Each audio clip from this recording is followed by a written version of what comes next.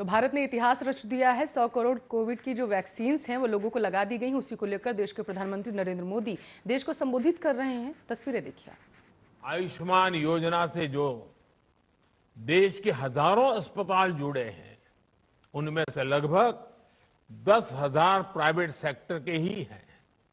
साथियों, पब्लिक और private sector के बीच यही साझेदारी मेडिकल इंफ्रास्ट्रक्चर और मेडिकल एजुकेशन के अभूतपूर्व विस्तार में भी काम आ रही है।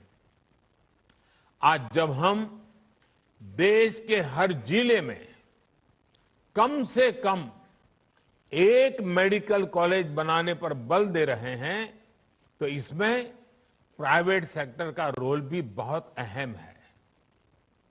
इसी भागीदारी को बल देने के लिए मेडिकल एजुकेशन से जुड़ी गवर्नेंस में बहुत बड़े रिफॉर्म्स किए गए हैं। नेशनल मेडिकल कमीशन का गठन होने के बाद भारत में प्राइवेट मेडिकल कॉलेज खोलना और आसान हुआ है। साथियों, हमारे यहां कहा गया है, दान दिए धन ना घटे, नदी ना घटे नीर। यानी दान करने से धन घटता नहीं है, बढ़ता है। इसलिए जितनी सेवा करेंगे, दान करेंगे, उतनी ही संपत्ति बढ़ेगी। यानी एक तरह से हम जो दान देते हैं, सेवा करते हैं, वो हमारी ही प्रगति को व्यापक बनाती है। मुझे विश्वास है, आज हरियाणा के झज्जर में विश्राम सदन का निर्माण एक विश्वास सदन के रूप में भी उभर रहा है। ये विश्राम सदन विश्वास सदन का भी काम करता है। देश के अन्य लोगों को भी ऐसे ही और भी विश्राम सदन बनाने की प्रेरणा देगा।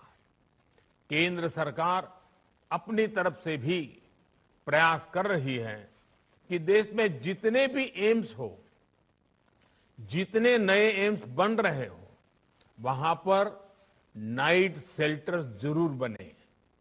साथियों, अपनी बीमारी से परेशान मरीज और मरीज के रिश्तेदारों को थोड़ी सी भी सहूलियत मिल जाती है तो बीमारी से लड़ने का उनका हौसला भी बढ़ जाता है।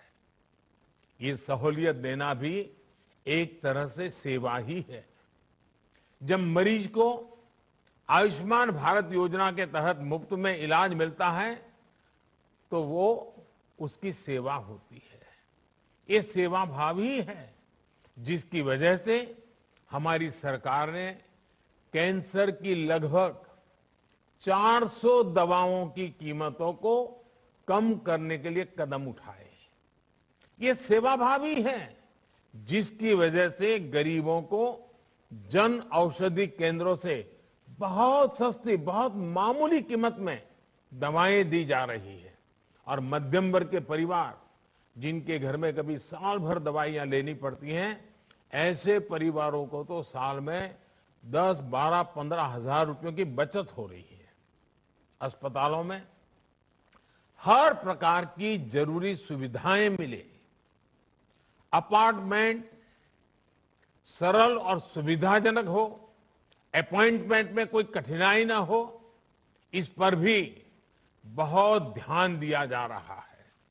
मुझे संतोष है कि आज भारत में इन्फोसिस फाउंडेशन जैसे अनेक संस्थान सेवा परमो धर्मः के इसी सेवा भाव से गरीबों की मदद कर रहे हैं, उनका जीवन आसान बना रहे हैं। और जैसा अभी सुधा जी ने बड़े विस्तार से पत्रम पुष्पम की बात कही, और मैं समझता हूं सभी देशवासियों का ये कर्तव्य बनता है कि जीवन में जब भी जहां कोई न कोई पुष्प सेवा के भाव से समर्पित करने का अवसर मिले, हमने कभी भी इस अवसर को जाने नहीं देना चाहिए। साथियों, आजादी के इस अमृत काल में एक सशक्त हेल्थ केयर सिस्टम विकसित करने की दिशा में भारत तेजी से आगे बढ़ रहा है।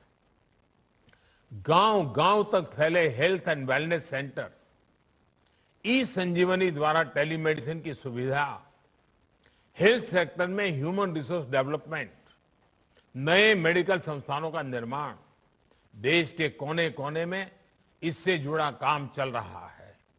ये संकल्प निश्चित रूप से बहुत बड़ा है, लेकिन अगर समाज और सरकार की पूरी ताकत लगेगी तो हम लक्ष्य को बहुत जल्द ही हासिल कर पाएंगे। आपको ध्यान होगा, कुछ समय पहले एक इनोवेटिव पहल हुई थी, सेल्फ फॉर सोसाइटी। इससे जुड़कर हजारों संस्थान और लाखों लोग समाज के हित में अपना योगदान दे रहे हैं।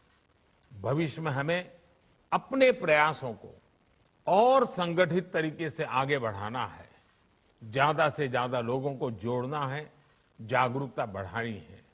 आजादी के अमृत काल में एक हेल्दी और वेल्दी फ्यूचर के लिए हम सभी को मिलकर काम करते रहना होगा, और ये सबके प्रयास से ही होगा, समाज की सामूहिक शक्ति से ही होगा।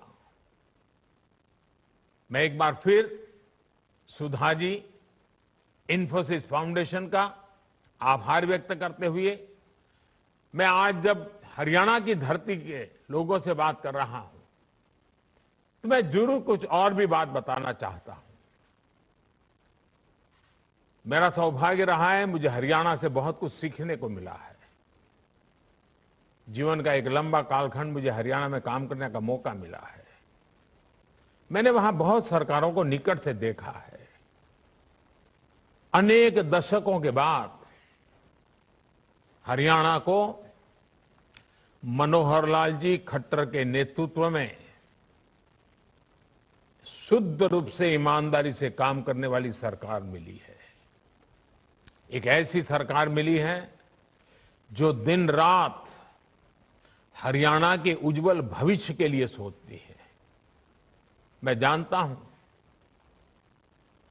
अभी मीडिया का ध्यान ऐसी रचनात्मक और सकारात्मक बातों तरफ कम गया है, लेकिन कभी न कभी जब हरियाणा का मूल्यांकन होगा तो पिछले 5 दशक में सबसे उत्तम काम करने वाली, इनोवेटिव काम करने वाली,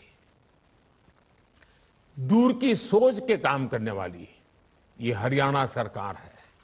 और मनोहर लाल जी को मैं सालों से जानता हूं, लेकिन मैं देख रहा हूं कि मुख्यमंत्री के रूप में उनकी प्रतिभा जिस प्रकार से निखर करके आई है, अनेक विविध कार्यक्रमों को जिस प्रकार से मनोयोग से वो करते रहते हैं, जिस प्रकार से वो इनोवेटिव कार्यक्रम करते हैं, कभी कभी तो भारत सरकार को भी लगता है कि हरियाणा का ये प्रयोग पूरे देश में लागू करना चाहिए, और ऐसे कुछ प्रयोग हमने किए भी हैं। और इसलिए आज जब मैं हरियाणा की धरती के पास खड़ा हूं, उनसे मैं बात कर रहा हूं, तो मैं जरूर कहूंगा कि मनोहर लाल जी के नेतृत्व में भारतीय जनता पार्टी की इस टीम ने जिस प्रकार से हरियाणा की सेवा की है और जो लंबी सोच के साथ जो नींव डाली है, वो हरियाणा के उज्जवल भविष्य की बहुत बड़ी ताकत बनने वाली है। मैं आज फिर मनोहर लाल जी को सार्वजनिक रूप से बहुत बहुत बधाई देता हूं, उनकी पूरी टीम को बहुत बहुत बधाई देता हूं, और आप सबका भी मैं हृदय से बहुत बहुत धन्यवाद करता हूं।